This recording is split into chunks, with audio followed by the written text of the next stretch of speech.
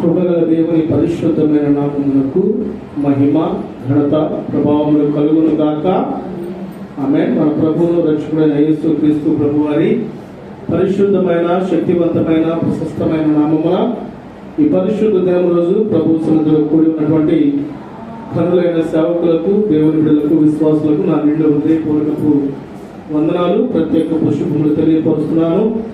నజరేయుడైన యేసు క్రీస్తు ప్రభు వారి ఉన్నతమైన కృప మీకు తోడై ఉండును గాక. ఆమేన్. ఒక పల్లవి ఉచ్చారణ పాడుకొని దేవుని యొక్క వాక్యానికి మనం వెళ్దామండి. యేసు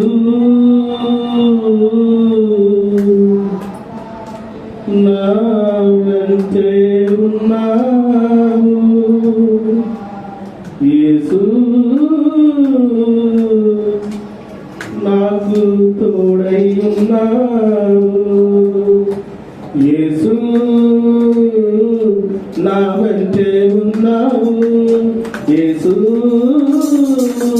నాకు తోడై ఉన్నావు.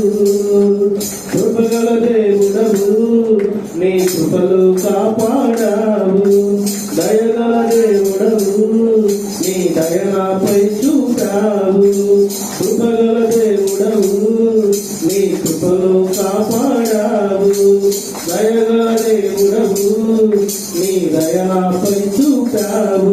పంచిన కాలమంతా నీవిచ్చిన బహుమానమే నేను నా ఈ క్షణం, కేవలం నీ కృపే, నీ కృపే. యేసు నా వెంటే ఉన్నావు, యేసు నాకు తోడై ఉన్నావు, యేసు నా వెంటే ఉన్నావు, యేసు నాకు తోడై ఉన్నావు. కృపగల దేవుడవు, నీ కృపలు కాపాడావు, దయగల దేవుడవు, నీ దయ నాపై చూపావు. ఏ అపాయము నన్ను సమీపించక, ఏ కీడు నా దరికి చేరక, ఏ అపాయము నన్ను సమీపించగా, ఏ కీడు నా దరికి చేరక, ఆపదలో నుండి విడిపించావు, అనుదినము నన్ను కృపతో కాచావు. ఆపదలో నుండి విడిపించావు, అనుదినము నన్ను కృపతో కాచావు. యేసు నా వెంటే ఉన్నావు, యేసు నాకు తోడై ఉన్నావు, యేసు నా వెంటే ఉన్నావు, యేసు నాకు తోడై ఉన్నావు. కృపగల దేవుడవు, నీ కృపలు కాపాడావు, దయగల దేవుడవు, నీ దయ నాపై చూపావు. కృపగల దేవుడవు, నీ కృపలు కాపాడావు, దయగల దేవుడవు, నీ దయ నాపై చూపావు. హల్లెలూయా, హల్లెలూయా. మంచిది, శ్రేష్టమైనటువంటి మాటలు ఎంతవరకు మనం ఆలోచించుకున్నాము. కొద్ది నిమిషాలు దేవుని యొక్క మాటలు మళ్ళా మరికొన్ని నిమిషాలు ధ్యానం చేద్దాం. యెహోషువ గ్రంథము 3వ అధ్యాయము 11వ వచనంలో ఉన్నటువంటి మాటలు ఆ మూల వాక్యము ద్వారా దేవుని గుణలక్షణములు, జీవము గల దేవుడు ఏ విషయాలు మనల్ని బలపరుస్తాడు, జీవము గల దేవుడు ఏ విషయాల్లో మనకున్నటువంటి ఆవేదనలను తొలగిస్తాడు, జీవము గల దేవుడు ఏ విషయంలో మనకున్నటువంటి ఆందోళనలను తొలగిస్తాడు, జీవము గల దేవుడు ఏ విషయాల్లో మనకున్నటువంటి ఆత్మ నివాసమైనటువంటి స్థితి మనకు దేవుడు దయచేస్తున్న మాటలు ఒక 3 మాటలుగా క్లుప్తంగా నేను మీకు తెలియపరచడానికి ఇష్టపడుతున్నాను. యెహోషువ గ్రంథం 3వ అధ్యాయము 11వ వచనం చదువుకుందాం.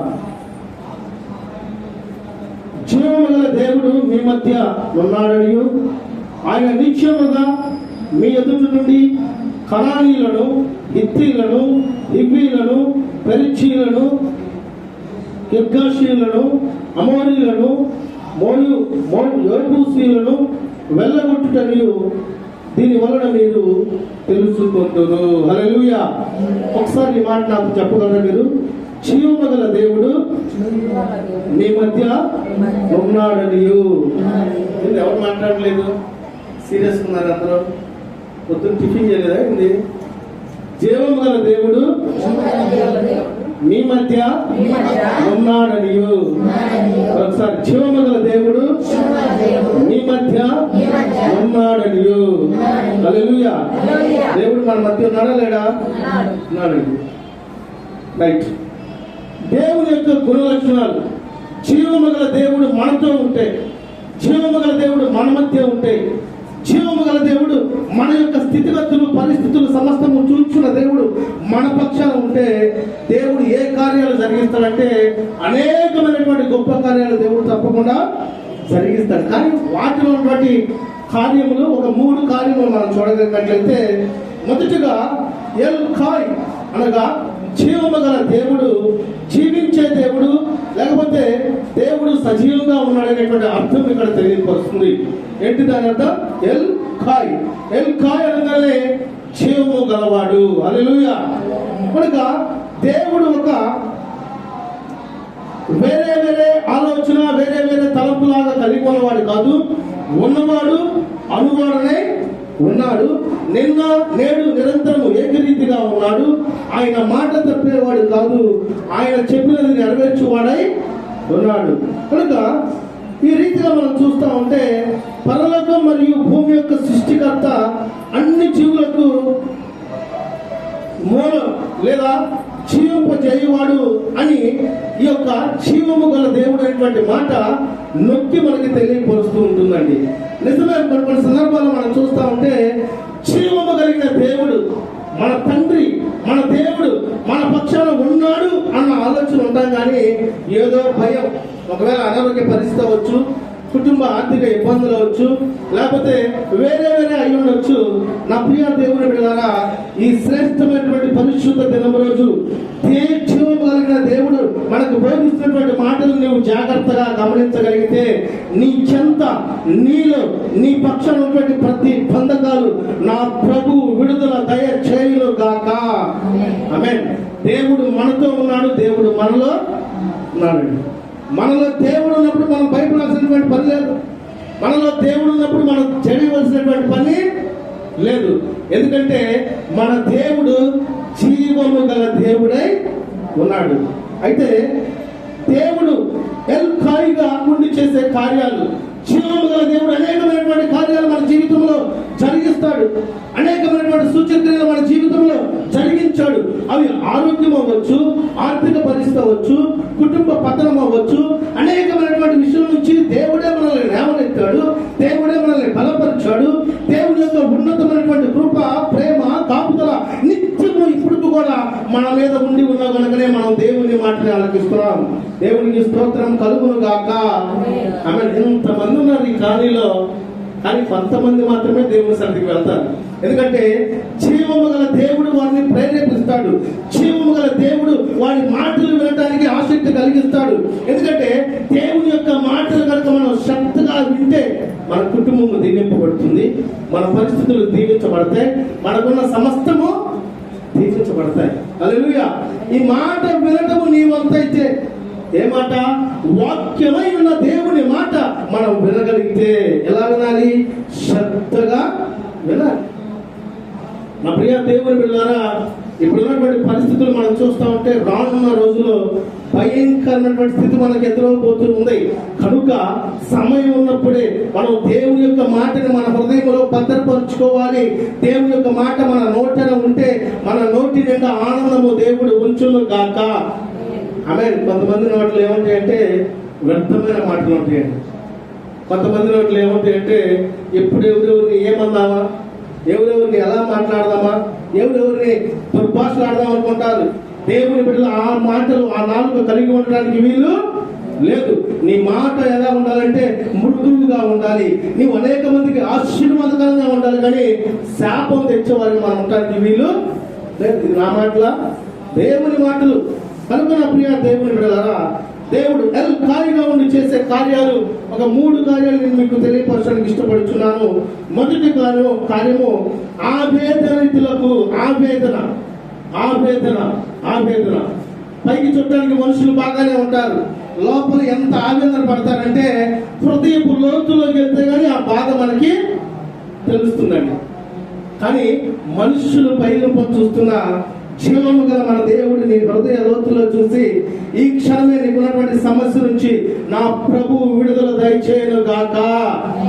ఆమేన్. కనుక ఆ వేదనితులకు దేవుడు ఎల్కాయిగా ఉన్నాడండి.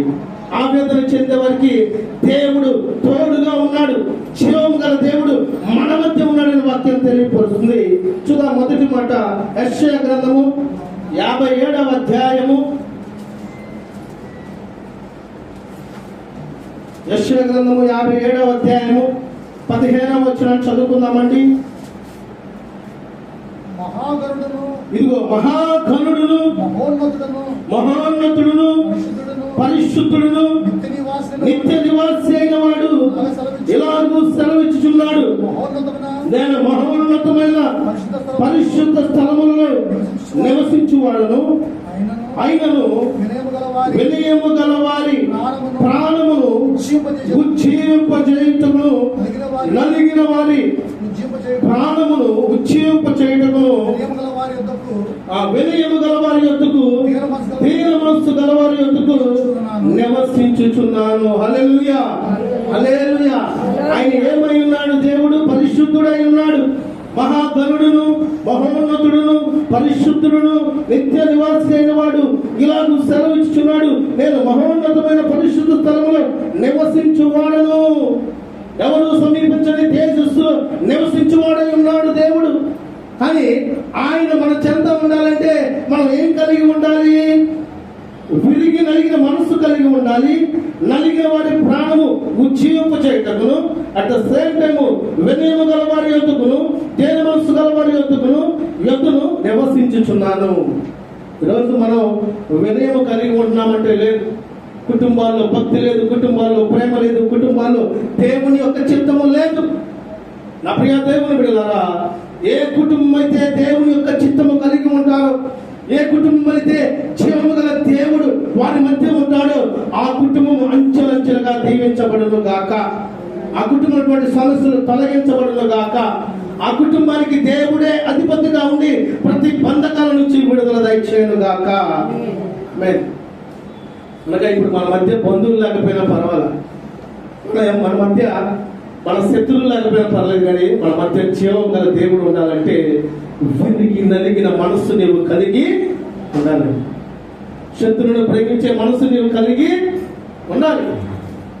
మాటలు చెప్తూ ఉంటాం కానీ క్రియల మటుకి కొన్ని సందర్భాలు చేయలేకపోతూ ఉంటాం.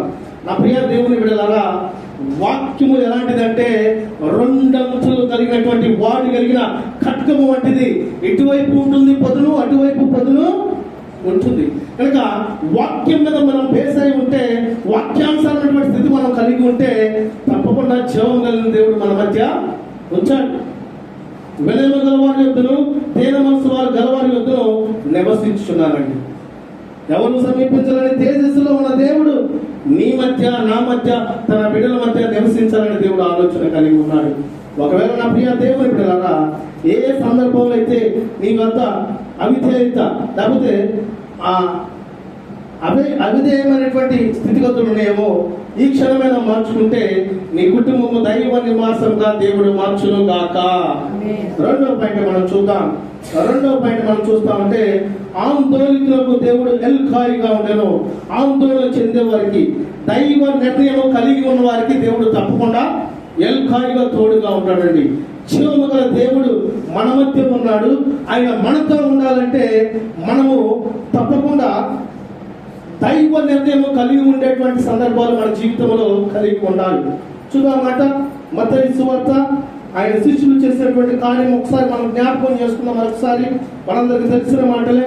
మత్తయి సువార్త 8వ అధ్యాయము 25, 26, 27 వచనాలు చదవగలిగినట్లయితే 25 చదువుతున్న జాగ్రత్తగా గమనించండి. ఇదిగో వారు ఆయన యొద్దకు వచ్చి, ప్రభువా నశించిపోవచ్చున్నాము, మమ్మల్ని రక్షించమని చెప్పి ఆయనను లేపిరి. అందుకైనా అల్ప విశ్వాసులారా ఎందుకు భయపడుచున్నారని వారితో చెప్పి లేచి గాలిని సముద్రంలో గద్దింపగా మిక్కిలి నిమ్మనమాయను. ఆ మనుష్యుడు ఆశ్చర్యపడి ఈయన ఎట్టివాడు, ఈయనకు గాలియు సముద్రము లోబడుచున్నవని చెప్పుకోండి. హల్లెలూయా. యేసుక్రీస్తు ప్రభువారు ధోనిలో వెళ్తున్నారు. శిష్యులు యేసుక్రీస్తు ప్రభువారు వెళుతున్న సందర్భంలో భయంకరమైనటువంటి గాలి అలజడి, భయంకరమైనటువంటి సముద్రపు పరిస్థితులు మారిపోయినాయి, ఆ యొక్క వాడ పరిస్థితులు మారిపోయినాయి.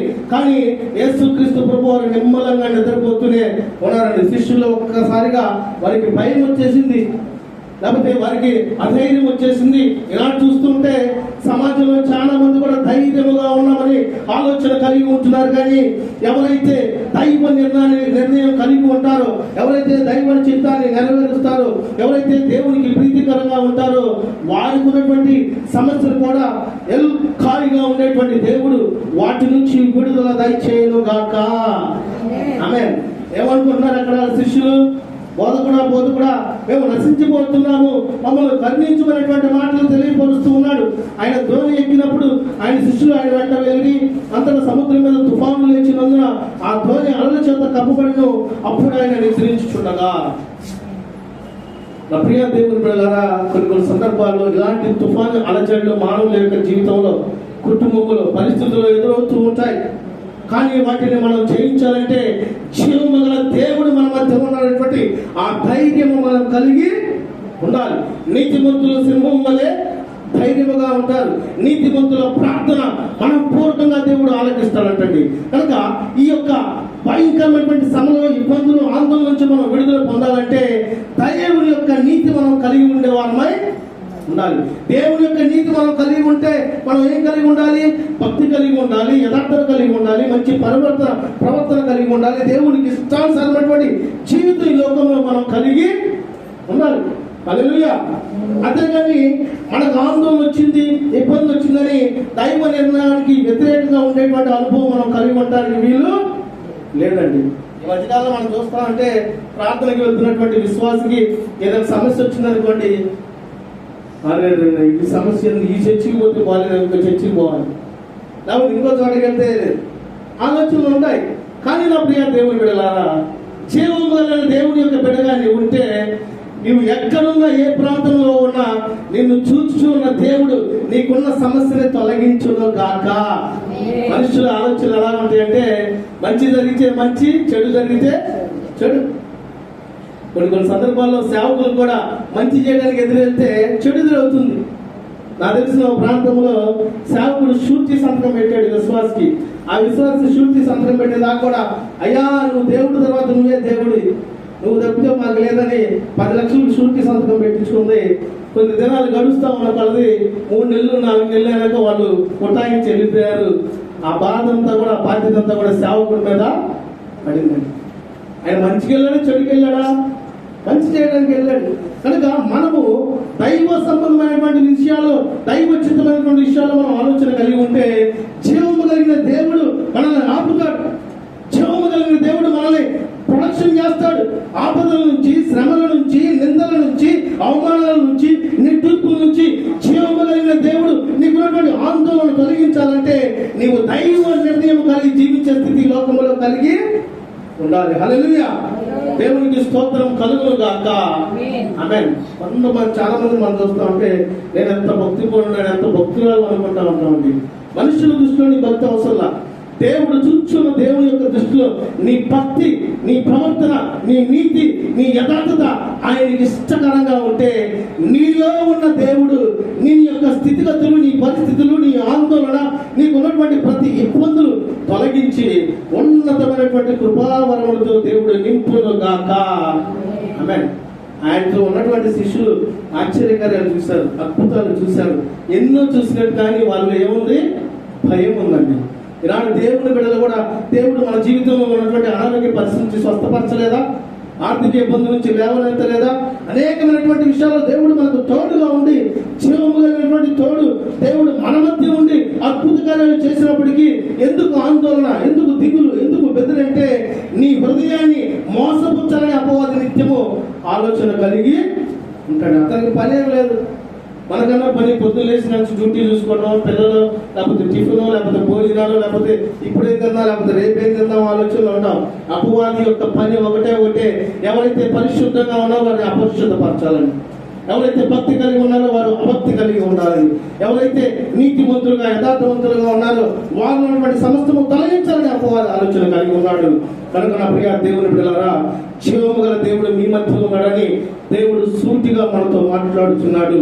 ఒకవేళ ఆందోళన, ఒకవేళ అపాయం, ఒకవేళ వేరే ఆవేదన నీలో ఉందేమో ఒకసారి పరిశీలించుకొని, ఇదిగో దైవ నివాసంగా నీ కుటుంబం ఉండగలిగితే, రెండవదిగా దైవ నిర్ణయం నువ్వు కలిగి జీవించగలిగితే, జీవము కలిగిన దేవుడు మీ మధ్య ఉండి మీ జీవితంలో అద్భుత కార్యము దేవుడు జరిగించునుగాక. మూడో పాయింట్, చివరి పాయింట్, ఆత్మ నివాసులకు జీవము కలిగిన దేవుడు ఖాళీగా ఉండెను. రోమీయులకు రాసిన పత్రిక 8వ అధ్యాయము, అపోస్తలుడైన పౌలు గారు రోమీయులకు రాసిన పత్రిక 8వ అధ్యాయం 11వ వచనాన్ని చదువుకుందాం. మూడవదిగా ఆత్మ నివాసులకు దేవుడు ఖాళీగా ఉండును. ఈ మాట దైవ నిరీక్షణ కలిగినటువంటి మాటగా దేవుని వాక్యం మనకు తెలియపరుస్తూ ఉంటుంది. యేసును లేపిన ఆత్మ మీలో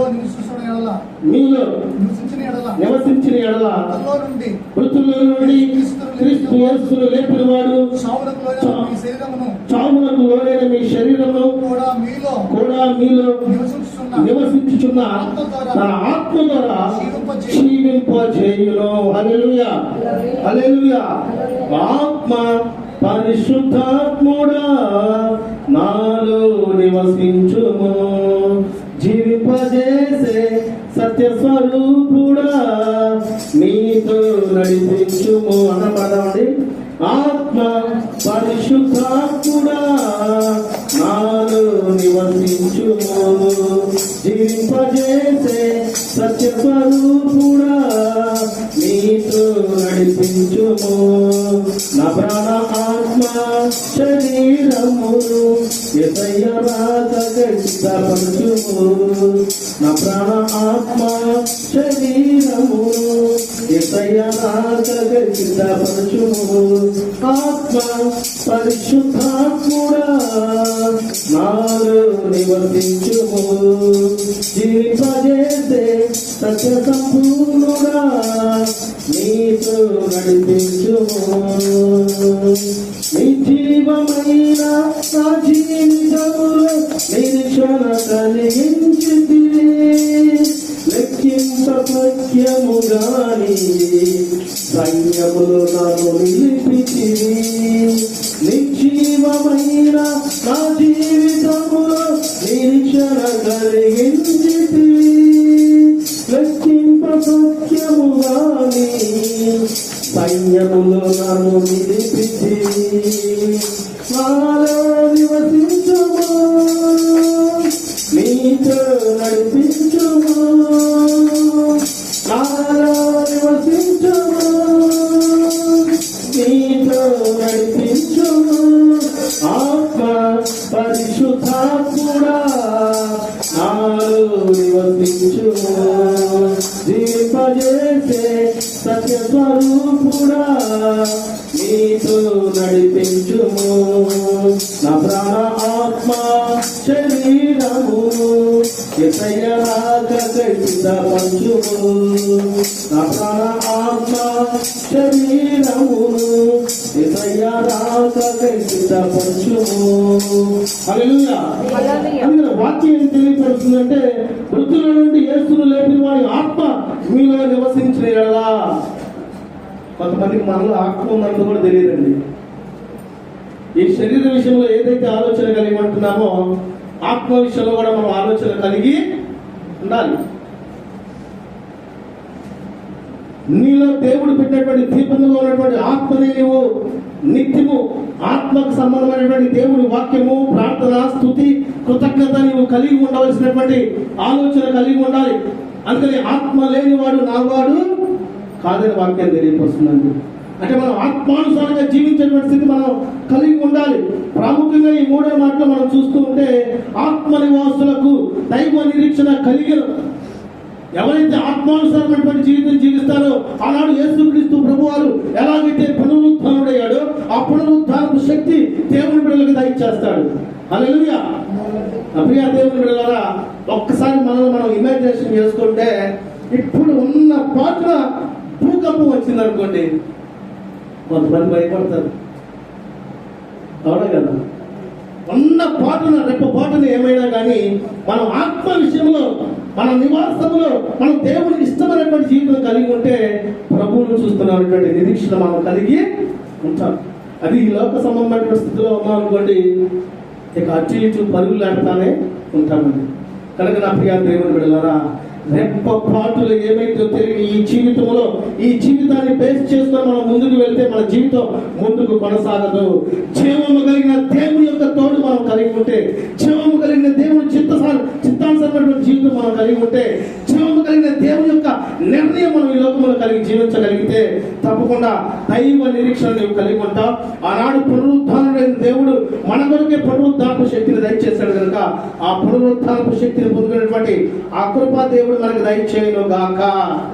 కనుక నా ప్రియ దేవుని బిడ్డలారా, దేవుని దగ్గర జీవపు ఓట ఉందండి. ఆ జీవపు ఓట పొందుకోవాలి. మనం ఈ లోకంలో ఏమి ఉన్నా మనకు వ్యర్థమే. దేవుని యొక్క జీవపు ఓటను పొందుకుంటే ఆ జీవపు ఓట మనకి ఆత్మీయమైనటువంటి బలమని, ఆత్మీయమైనటువంటి వరములను దయచేస్తుంది. దాని వరకు వేగిరపడాలి. సమస్త జీవరాశులను ఆయన జీవింపజేస్తున్నాడు. నేడు నీవు కూడా అట్టి వారిగానే మనం కూడా ఉన్నామన్నది జ్ఞాపకం చేసుకోవాలి. అదేవిధంగా నిత్య జీవమును కలిగి ఉండాలంటే ప్రాముఖ్యం మనం చేయాల్సిందంటే దేవుని ద్వారా నీతిమంతులుగా మార్చబడాలండి. మనం నిత్య జీవం కలిగి ఉండాలంటే పరిశుద్ధత లేకుండా కుదరదు, యథార్థత లేకుండా కుదరదు, నీ మాట మార్చుకోకుండా కుదరదు. అందుకని మనం నీతిమంతులుగా తీర్చబడితే నిత్య జీవాన్ని మనం పొందుకుంటాం. దేవుని పూర్ణ హృదయంతో ప్రేమించేటువంటి వారిగా ఉందాం. ఏమీ ఆశించకుండా, ఏ పొరుగు వాడిని మనం ఆశించకుండా పొరుగు వారిని ప్రేమించేటువంటి మనసు మనం కలిగి ఉండాలి. అప్పుడు దేవుడు నీకు ఎల్కాయిగా ఉండి నిన్ను నిత్య జీవము పరలోకములో జీవింప చేయును గాక. ఆమేన్. కనుక ఎల్కాయిగా ఉన్న దేవుడు, జీవము కలిగిన దేవుడు మన మధ్య ఉన్నాడు, మనలో ఉన్నాడు. ఇది జ్ఞాపకం చేసుకుందాం. మొదటిగా నీలో ఒకవేళ అవిధేయత, ఆవేదన ఏమైనా ఉందేమో, ఇదిగో దైవ నివాసం కలిగి నీ ఉండగలిగితే నీలో ఉన్న ప్రతి ఆవేదన నా ప్రభు తొలగించును గాక. రెండవదిగా నీలో ఒకవేళ ఆందోళన ఉందేమో, ఆర్థిక పరిస్థితులు బట్టి, అనారోగ్యాన్ని బట్టి, మనుషులను బట్టి, అపవాదిని బట్టి ఆందోళన ఉందేమో, నీ కుటుంబము దైవ నిర్ణయం కలిగినటువంటి కుటుంబముగా నీవు నీ కుటుంబం ఉండగలిగితే నీకున్న ఇబ్బందులు నా ప్రభువు తొలగించును గాక. మూడవదిగా ఆత్మ నివాసులకు దైవ నిరీక్షణ కలుగుతుంది. ఆత్మ నివాసులుగా మనం ఉండాలంటే నీతిమంతులుగా ఉండాలి, యథార్థవంతులుగా ఉండాలి. శత్రువును ప్రేమించే మనసు మనం కలిగి ఉంటే మనల్ని దేవుడు ప్రేమిస్తాడు కనుక పరలోకపు వారసులుగా దేవుడు మనల్ని ఉంచును గాక. ఆమేన్. కనుక నా ప్రియ దేవుని బిడ్డలారా, దేవుని గుణలక్షణాలు, జీవము కలిగిన దేవుడు ఏ విషయంలో కాపాడుతాడో మనకు తెలియపరిచాడు. ఇక నుంచి అయినా దైవ చిత్తాన్ని కలిగి ఉందాం. జీవము కలిగిన దేవుడు మన మధ్య ఉన్నాడు కనుక మన మాట, మన నడవడిక, మన చూపు ఆయనకి ఇష్టమైనటువంటి రీతిగా ఉండగలిగితే ఆయన మన పక్షాన్ని కలిగినటువంటి సమస్తము దేవుడు నెరవేర్చి ఆయన ఉన్నతమైనటువంటి పరలోకపు వారసులుగా దేవుడు మనల్ని నడిపించును గాక. ఆమె ఈ మాటలు దేవుడు మన వినికిడిలో ఆశీర్వదించి దీవించును గాక. ప్రార్థన చేసుకున్నాం. ఒక్క నిమిషం. మహాపరిశుద్ధుల మహోన్నతుల మీకు స్తోత్రం తండ్రి. ఎదుగో ప్రభా, ఈ పరిశుద్ధంగా మేమందరం ప్రార్థించి ఉన్నాము, పాటలు పాడి ఉన్నాము, దైవజనుల ద్వారా మీరు మాట్లాడి ఉన్నారు. ఇదిగో తండ్రి, జీవము గల దేవుడు మీ మధ్య ఉన్నాడని తెలియపరిచావు తండ్రి. ఇదిగో ప్రభా, నీ బిడ్డలకి ఏదైనా సమస్య ఉందేమో, ఏదైనా బాధ ఉందేమో, అది అనారోగ్యం పరంగా అవ్వచ్చు, ఆర్థిక ఇబ్బందులు కావచ్చు, అపవాదికరంగా ఉండొచ్చు తండ్రి. కనుక తండ్రి, నీ బిడ్డల నుండి ప్రతి బాధను తొలగించండి ప్రభా. ఎల్కాయిగా ఉన్న దేవా, జీవము గల దేవా, మా మధ్య మీరు ఉన్నందుకు స్తోత్రాలు ప్రభా. మాలో మీరు ఉన్నందుకు వందనాలు తండ్రి. ఇదిగో తండ్రి ఆవేదన తొలగించండి ప్రభా. ఏ విషయాల్లో ఆవేదన కలిగి ఉన్నారో మీరు తొలగించమని ప్రార్థిస్తున్నాము తండ్రి. ఇదిగో ఆందోళనలు తొలగించండి తండ్రి. ఇదిగో జరగబోతుంది, ఎలా ఉంది అలా ఉన్నటువంటి ఆందోళన తొలగించండి తండ్రి. శరీర సంబంధమైనటువంటి విషయాలు మీరు బలపరచమని ప్రార్థిస్తున్నాం తండ్రి. ఆత్మానుసరమైనటువంటి జీవితం కలిగి ఉండడానికి మీరు కృప ఇచ్చాడు ప్రభా. ఇదిగో తండ్రి ఆత్మ నివాసులకు దేవుడు ఖాళీగా ఉండాలని తెలియపరచావు తండ్రి. ఇదిగో దైవ నిరీక్షణ కలిగి ఉండడానికి బిడ్డల్ని నీతిమంతులుగా మార్చండి. ఒకవేళ అవిధేయత ఉంటే తొలగించండి తండ్రి. చెడు మాటలు ఉంటే తొలగించండి తండ్రి. చెడు తలపు నుండి తొలగించండి ప్రభా. ఇదిగో నాయన ప్రభా, నీ బిడ్డలు నీతిమంతులుగా ఉండాలని మీరు ఆశించారు తండ్రి. నీ బిడ్డలు పరిశుద్ధత కలిగి ఉండాలని మీరు ఆశించారు తండ్రి. నీ బిడ్డలు నా వలే ఉండాలని, నీ వలే ఉండాలని ఆశించారు తండ్రి. అట్టి నాయన తండ్రి నడిపి కలిగి ఉండాలని కృప ఇచ్చండి. మీరే తోడే ఉండి బలపరిచి స్థిరపరిచి మా కుటుంబము మమ్మల్ని మీరే పోషిస్తున్నందుకు స్తోత్రాలు తండ్రి. ఇదిగో తండ్రి రేపు ఏంటి సంభవించిందో మాకు తెలియదు కనుక ఈ దినమైన ప్రభావం మేము ప్రార్థిస్తుండగా మాలో ఉన్న సమస్తము మీరు నాయన తండ్రి సమస్త కార్యాలు మీరు తొలగించిన ప్రభా. జీవము కలిగిన దేవుడు నాలో ఉన్నటువంటి ధైర్యం నాలో పుట్టించి నీ కృపలో, నీ దయలో, నీ ప్రేమలో మమ్మల్ని నడిపించి బలపరిచి స్థిరపరచమని నజరేయుడైన యేసుక్రీస్తు ప్రభువాని ఉన్నతమైన నామమున ప్రార్థించి అడిగి వేడుకొనుచున్నాము మా తండ్రి.